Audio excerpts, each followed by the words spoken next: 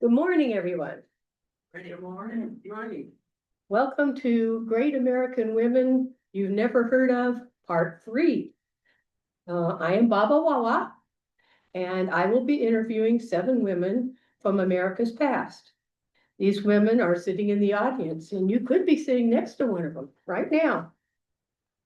Today, we will be speaking to Anne Story, a patriot from the Revolutionary War, Marie Mitchell, an astronomer, Sarah Winnemucca, an advocate for the Paiute Native American tribe, Mary Bethune, advisor to President Franklin Roosevelt. We will also be speaking with Jeanette Rankin, the first woman elected to the U.S. Congress, Hedy Lamarr, actress and inventor, and lastly, Judith Heumann, activist for the rights of the disabled. So let's get started.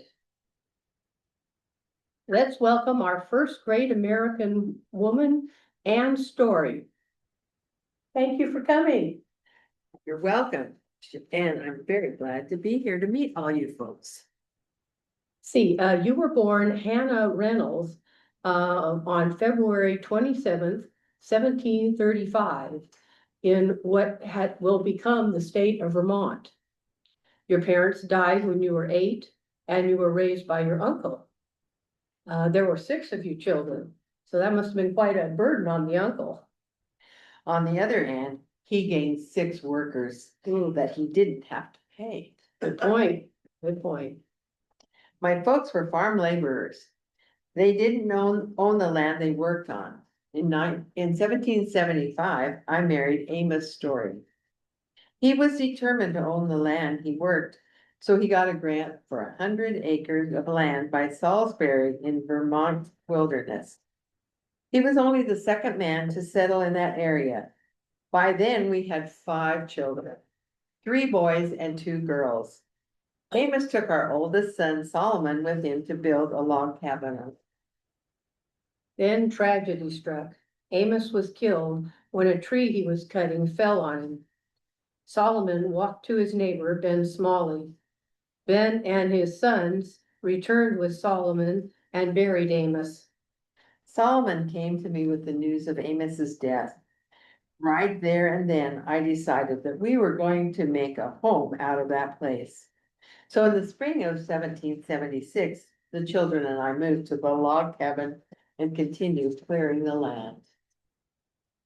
You did this despite the fact that the Revolutionary War was on your doorstep.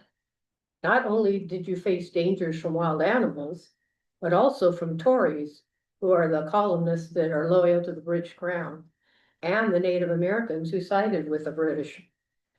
I was for the Patriots, those who wanted independence from British rule. I raised my crops and cared for my animals and provided whatever food and supplies I could to the Patriots. My children and I dug a cave in the bank of the Otter River and hid a canoe there in which we could place the supplies. At night, we would take the canoe downriver to where the Green Mountain Boys would be waiting for us. Now, who are the Green Mountain Boys? They were local militia who defended the colonists using guerrilla tactics. They were not part of the regular army and were usually not supplied by them, so we helped them out all we could. You took a terrible risk and paid a high price. In 1777, the Native Americans burned down your log cabin, and you were caught one night by a Tory while you attempted to deliver your canoe full of supplies. My children and I rebuilt the cabin. As for the Tory, Ezekiel Jenny, he spotted me taking a canoe out of the cave. He threatened to shoot me if I didn't tell him where the Patriot camp was. I refused to tell him anything except I told him I was not afraid of being shot by a consummate coward. He turned around and left. The next day, he was captured by the Green Mountain Boys and turned over to the Revolutionary Army. You are a brave woman. The Revolutionary War ended in 1783. In 1792, after your children were grown up and married, You married Ben Smalley, the man who helped bury your husband 18 years earlier. Then Ben died in 1807. Ben left me poor as a church mouse. I worked as a midwife and nurse to make ends meet. In 1812, I married Captain Stephen Goodrich, a war veteran. He was a good man and we had a good life. Well, thank you for coming by and telling us your story. You are a remarkable woman. You're most welcome. I enjoyed the look back. Anne died April 5th, 1817, in Middlebury, Vermont.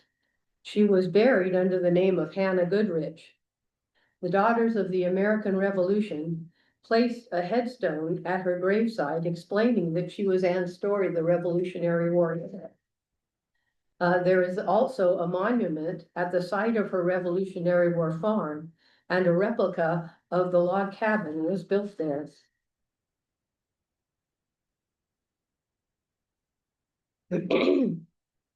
Maria Mitchell is our next great American woman. She is an astronomer from Nantucket, Massachusetts.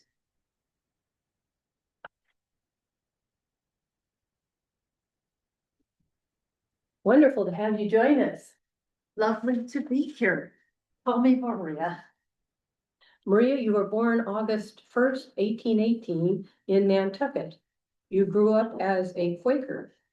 Your father was a school teacher and your mother a librarian. You were one of 10 children. How did you get interested in astronomy?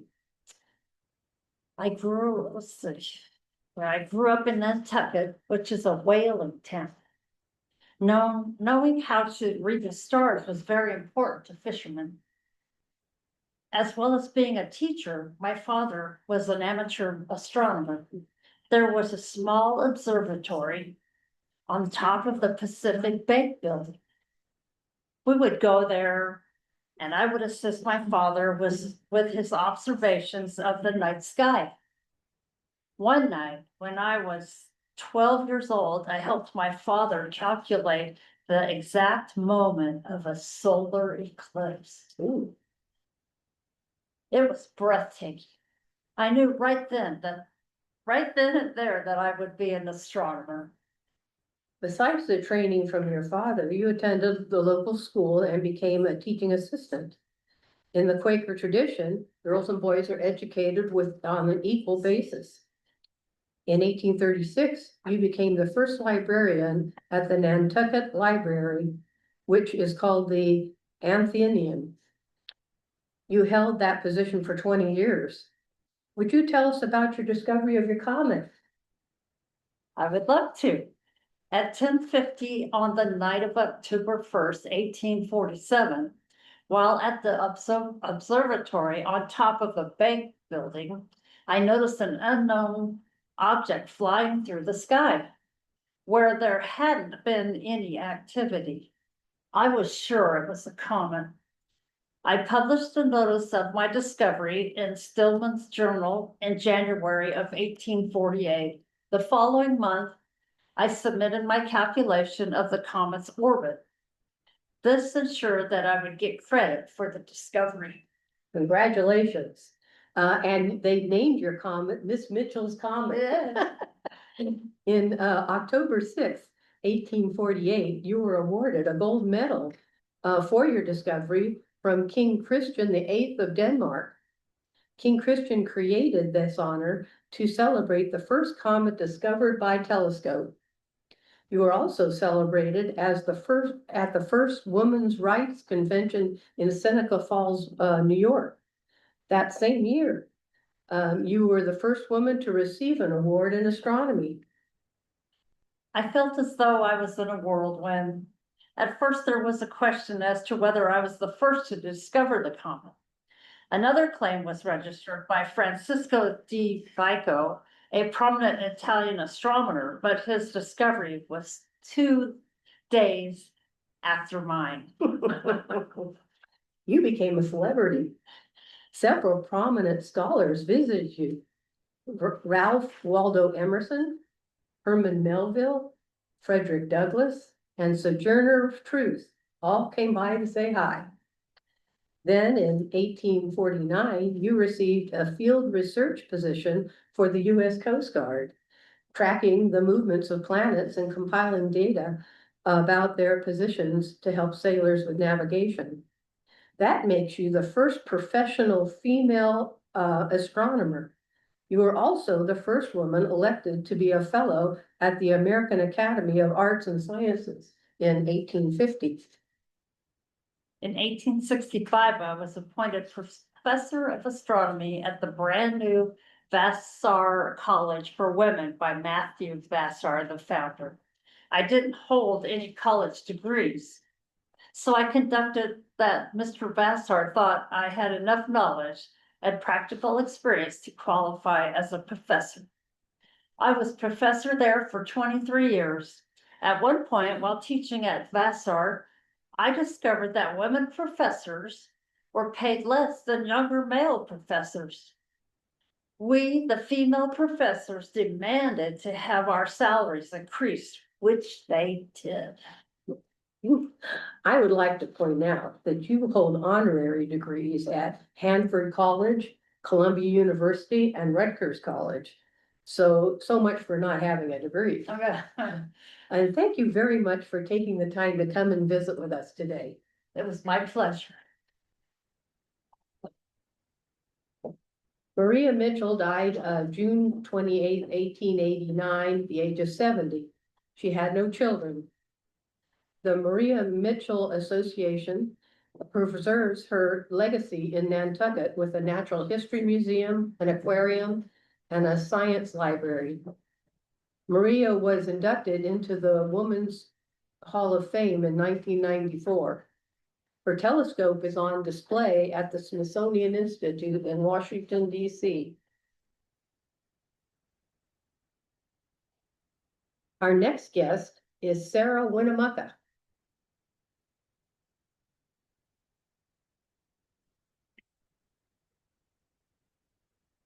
Welcome, Ms. Winnemucca.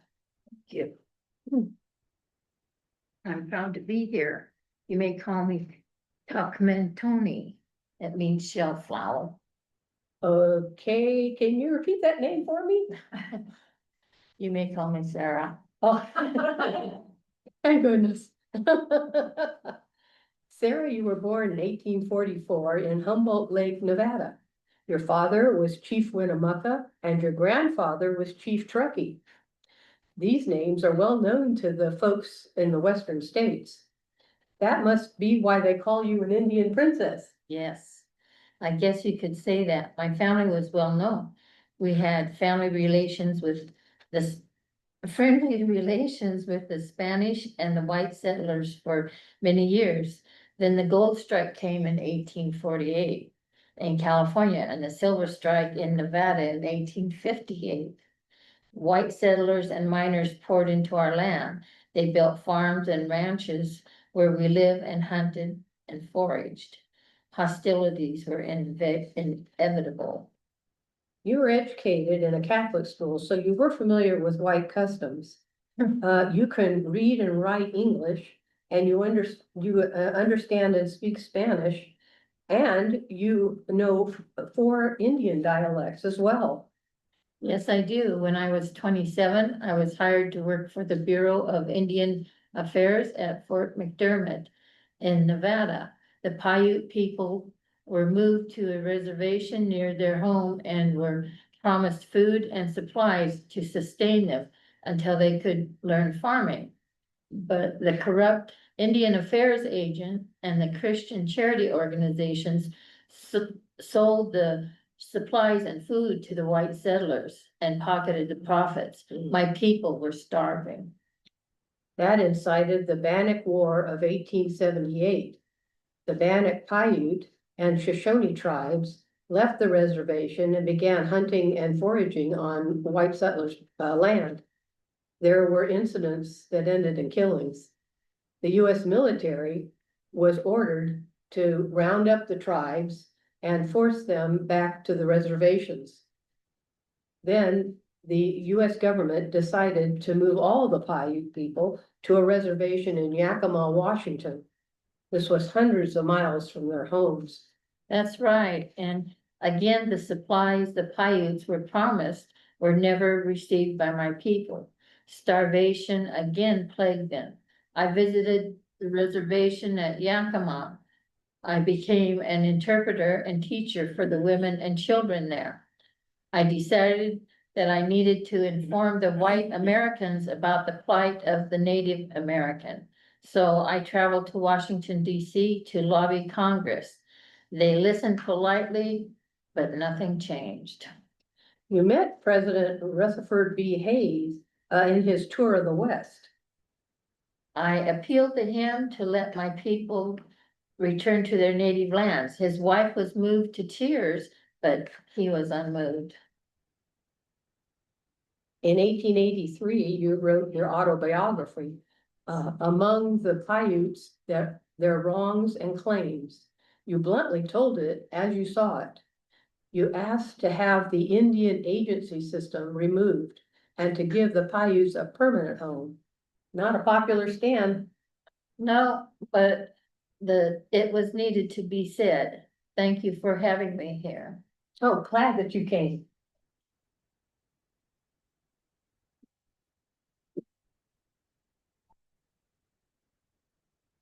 Sarah died of tuberculosis October 17th, 1891, at her sister's home in Henry's Lake, Idaho.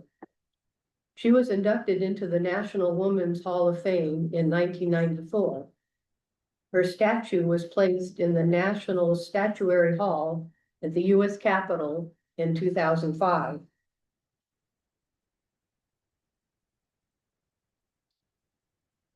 I would like to introduce a remarkable woman, Mary McLeod Bethune. Welcome, Miss Bethune. Thank you for the invitation, and please call me Mary. Mary, you were born in Maysville, South Carolina on July 10th, 1874. Your parents, the McLeods, were former slaves. Are you really one of 17 children? 17. Okay. After the Civil War, your mother worked for her former owner until she earned enough money to buy a small farm for her family and to grow cotton. Yes, I picked cotton on our farm, but my parents made sure their children received an education. I was a student at Costa Seminary and graduated in 1894. I then went on to missionary school in Chicago. I returned and became a teacher at the Haynes Institute in Augusta, Georgia. The whole world opens up when you learn to read. Yes, it does.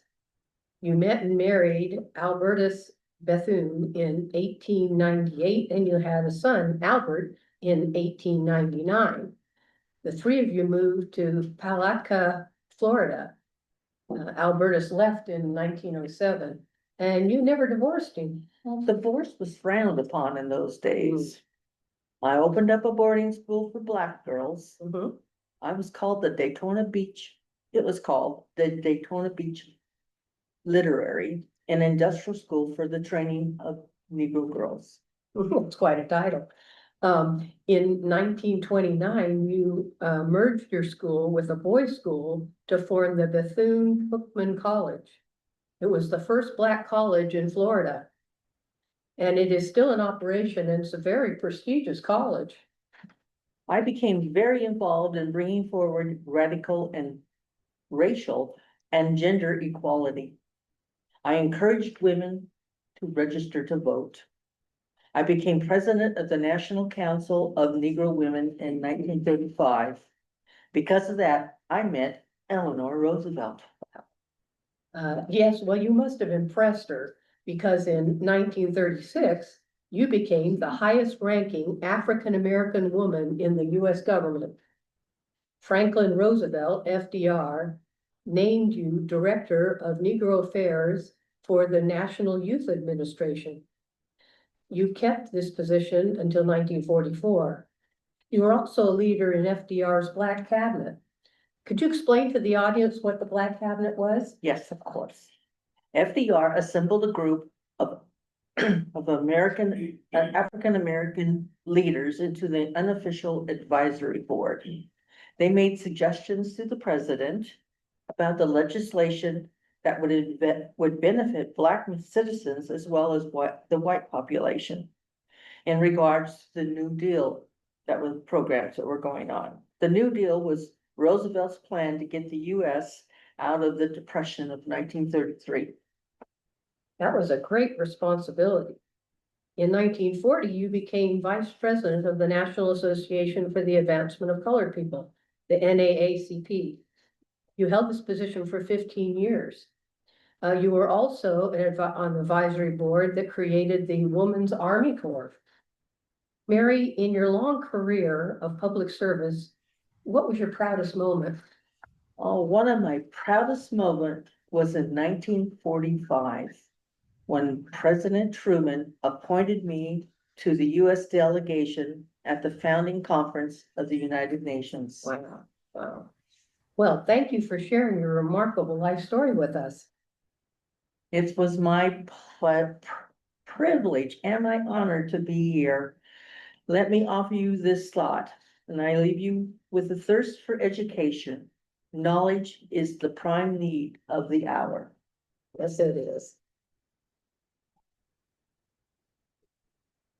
Mary died May 18th, 1955, at the age of 79. She was inducted into the National Women's Hall of Fame in 1974. She ranked number 10 in America's Greatest Woman list. She was honored with a postage stamp. Mary became the first African American to have a statue in the National Statuary Hall collection at the US Capitol. This guest is a woman of unshakable conviction. Please welcome Jeanette Rankin. I am pleased to be here. You may call me Jeanette. Okay. Jeanette, you were born June 11th, 1880 in Missoula, Montana, and you're the oldest of 6 children. Yes, my parents moved to Montana in search of gold, but that didn't pan out. Very funny. Since you were the oldest, I suspect that you were expected to help with a variety of chores. Living out in the wilds of Montana, women worked alongside of the men. I cared for animals as well as building and repairing our buildings. I learned to fix machinery and fences and chase away predators. The women and men here knew that women are just as capable as the men are. Along with your chores, you received an education and you attended the University of Montana. There you earned a degree in biology in 1902, after which you traveled all over the US. Yes, I did. While in New York City, I helped organize the New York Women's Suffrage Party. I became a speaker and helped women fight for the right to organize the New York Women's Suffrage Party. I became a speaker and helped women fight for the right to vote in several cities, such as San Francisco, Spokane, and Seattle. I returned to Montana in 1911 and argued for women's suffrage in front of the state legislature. Apparently, I was the first woman to do so. Montana was the 7th state to grant women the unrestricted right to vote. This was in 1914, 6 years before the federal government allowed women to vote in federal elections. In 1916, I decided to run for the US House of Representatives, and I won. I was going to be one of the 2 representatives from Montana. Also, I was the first woman to be elected to the House of Representatives in the US history. I was so excited. Unfortunately, 4 days after you were sworn into Congress, Congress voted on whether to enter the First World War against Germany. You voted no, along with 50 of your colleagues. You would not be reelected. I wish to stand for my country, but I cannot vote for war. Before my term was up, I did have the privilege to vote in favor of the 19th Amendment, which gave women the right to vote. So you were the only woman in US history who got to vote to give women the vote. That's extraordinary. After my term in office, I bought a farm in Georgia. I gave speeches for the Women's Peace Movement and the National Council for the Prevention of War. Then I decided to run for Congress in Montana again in 1940, and I won again. And again, war reared its ugly head. The Japanese bombed Pearl Harbor on December 7th, 1941. Congress again had a vote on whether to go to war. Again, you voted no, and this time you were the only dissenting vote. I imagine you were not very popular. No, I wasn't. I was chased down the street and had to hide in a phone booth until the Capitol Police rescued me. Oh. And you were not elected to office. You returned to private life. In 1960, you studied pacifism teachings with Mahatma Gandhi. Your time had come when the Vietnam War became unpopular and the anti-war protest surfaced. You helped organize an anti-war rally in Washington, D.C. in January of 1968. 5,000 people attended. You were 88 years old. Good for you. Thank you for dropping by and talking to us today. You are very welcome.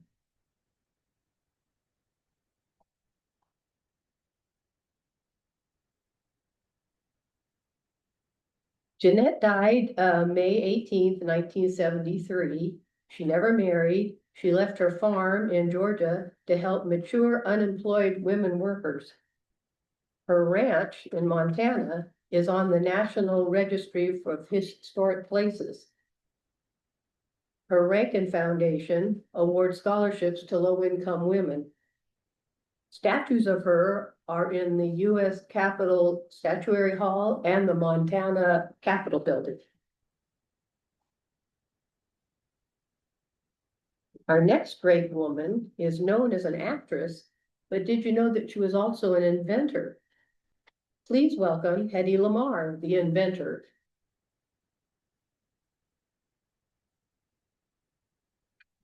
We appreciate you coming out of seclusion to have a chat with us.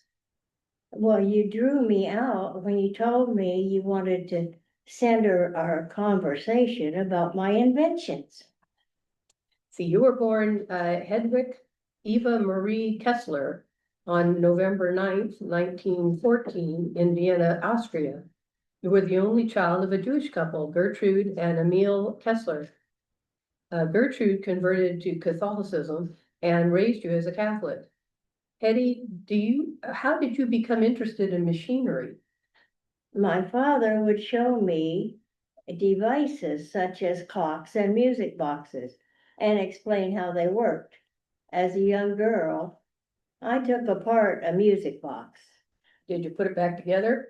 Oh no, I learned a valuable lesson that things are easier to take apart than they are to put back together. How did you become interested in acting? At 12 years old, I won a beauty contest. Then my mother signed me up for acting classes. I decided I didn't need acting classes. I just wanted to be an actor. Right now. So I forged a note from my mother and excused me from classes. And I was hired at Stacia Films as a script girl. They had me play parts.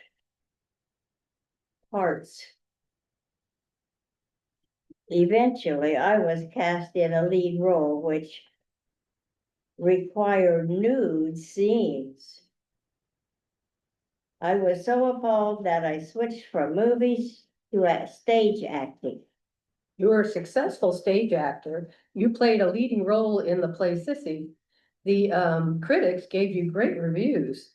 And of course, you had plenty of admirers trying to get backstage to meet you. That I did. And most persistent man was Frederick Martin. Mandel, Hmm? Mandel. Mandag. And he was a wealthy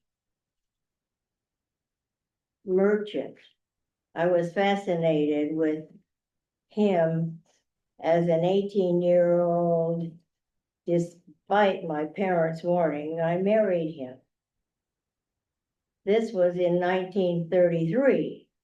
I would accompany him to his meetings with scientists and other involved with military technology. I listened as they talked about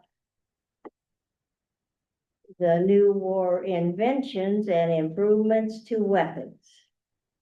Mandel hosted many dinner parties for top Nazis and Italian government officials.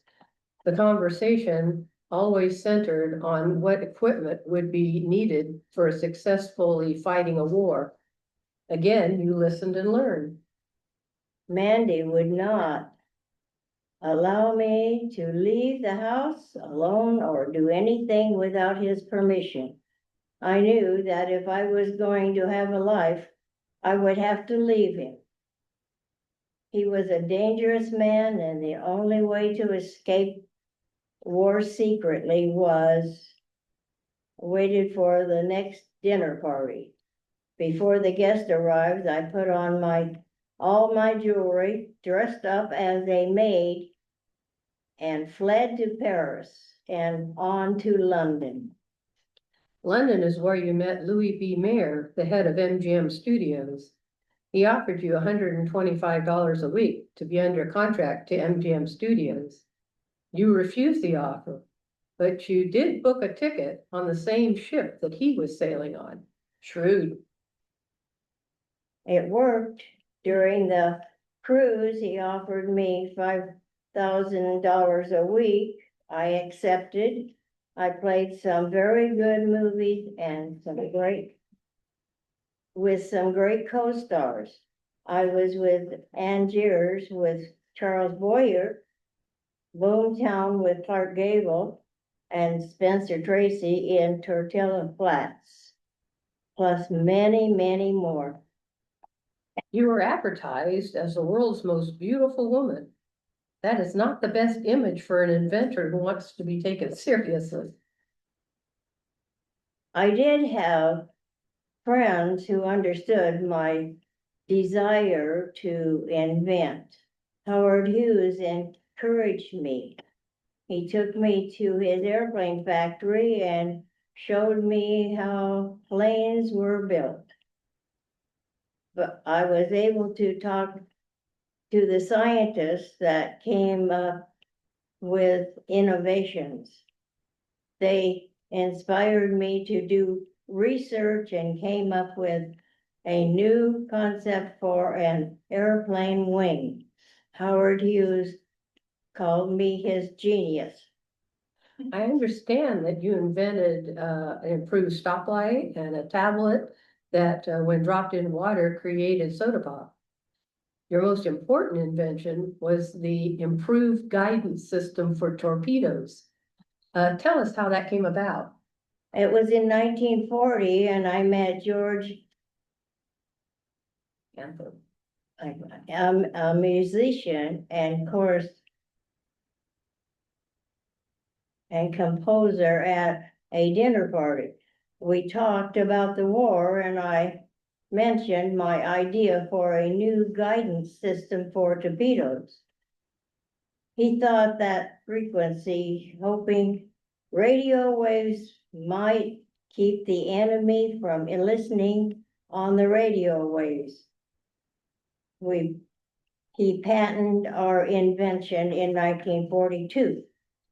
The US Navy decided not to pursue your invention. In 1962, your invention was brought out of mothballs and given a new life. It became the foundation behind the technology for spread spectrum communications. The principle directly influenced the development of secure wireless networking, which includes Bluetooth, Wi-Fi, and GPS. Unfortunately, your patent had run out years before, so you didn't receive any financial compensation. Well, it was good to have acting to fall back on. And she chuckled. Thank you for inviting me to have a little talk with you. Thank you for accepting our invitation.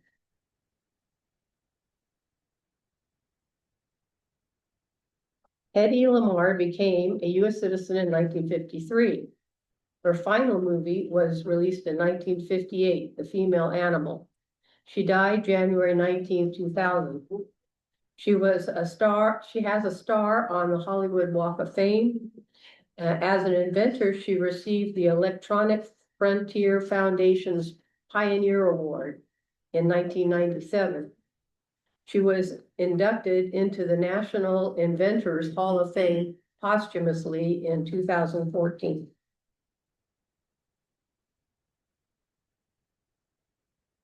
The last of our great American women has the title of Mother of the Disability Rights Movement. Please welcome Judith Heumann.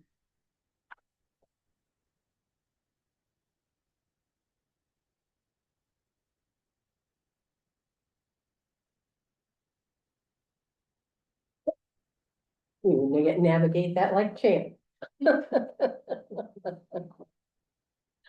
Thanks for coming. I am delighted to join you. Please call me Judy. Thank you, Judy. Would you tell us about your childhood?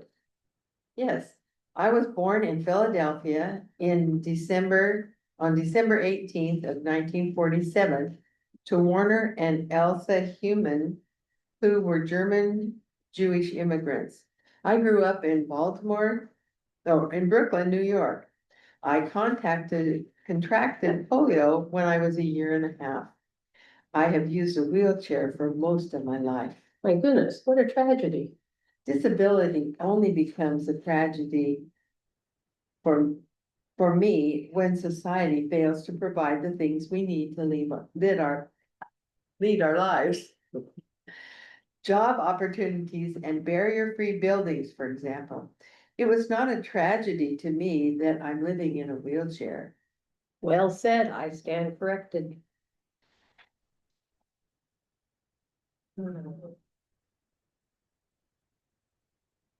Speaking of barriers, your parents tried to enroll you in the public school. The administrators refused to allow it. Their reasoning was that you were a fire hazard because you couldn't walk.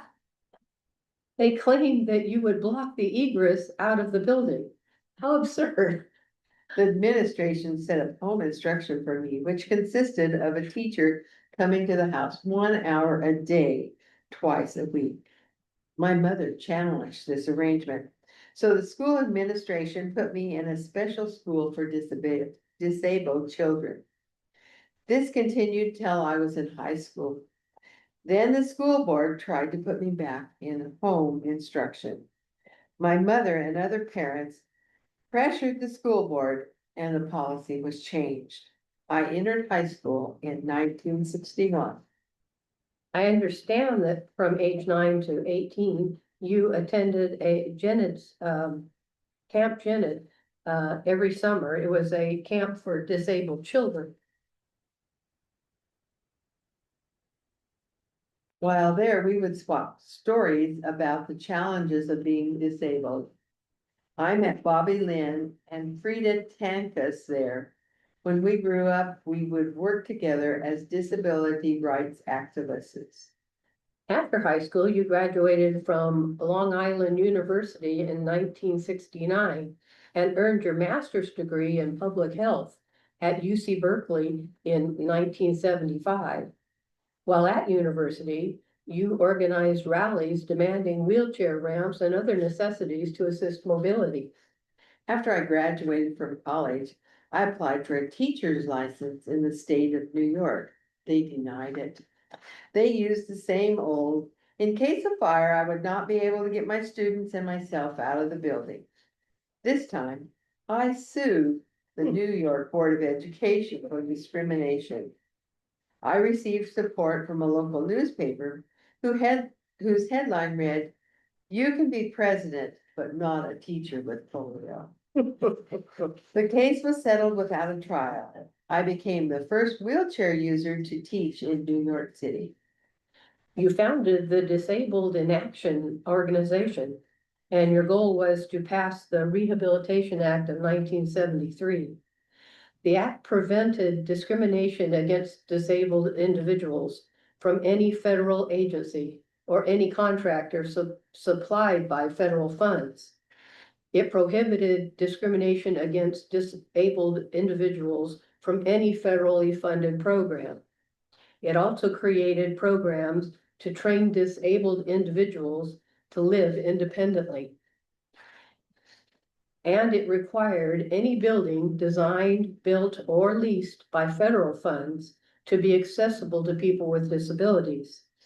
It was signed into law September 26, 1973. That is not the end of the story. Section 504 of the bill was supposed to specify exactly what reasonable accommodations for the disabled were meant. Specific regulations were to be drawn up so the alterations to buildings could be made. There was pressure placed on Joseph A. California Jr., the U.S. Secretary of Health, Education, and Welfare, by the people responsible for making the changes to the federal buildings, schools, and hospitals to stall on signing off of Section 504. There was a great deal of expense involved in making the changes to ramps, bathrooms, widening halls, etc. California refused to sign off on Section 504. In response, San Francisco and 10 other cities, the disabled people staged a sit-in in the U.S. Department of Housing and Urban Development, the HUD building. After a few days, the sit-in in other cities ended. However, in San Francisco, the sit-in lasted 28 days. How did you manage the logistics?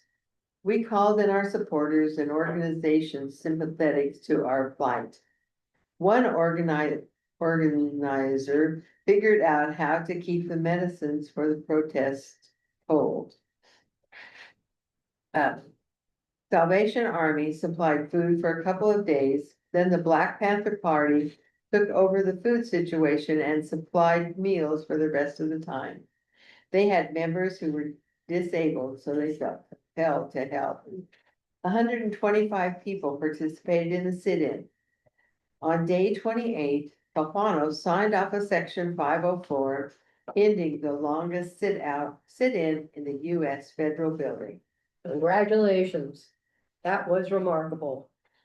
You went on to co-found the World Institute on Disability in 1983. You got married in 1992 to George Panetta, who was also a wheelchair user. From 1993 to 2001, you served as the Assistant Secretary of the Office of Special Education and Rehabilitation at the U.S. Department of Education. Oh, could that title have been any Oh, longer? man. Your efforts gave disabled persons the opportunity to live independent and mobile lives. And I also would like to thank you for the ramps, the handicap bathrooms, and all the other changes that were made. Many of us now use those accommodations. I was glad to have helped. Thank you for inviting me to be one of your guests. In 1977, Judy was Time Magazine's Woman of the Year. The BBC made her one of their BBC 100 Women. She was a senior fellow at the Ford Foundation from 2017 to 2019. She worked with governments around the world to improve disabled programs. Judy died March 4th, 2023. Well, there you have it. 7 outstanding women. It was a privilege to bring their stories to you. How about a hand for the actresses that brought these women to life?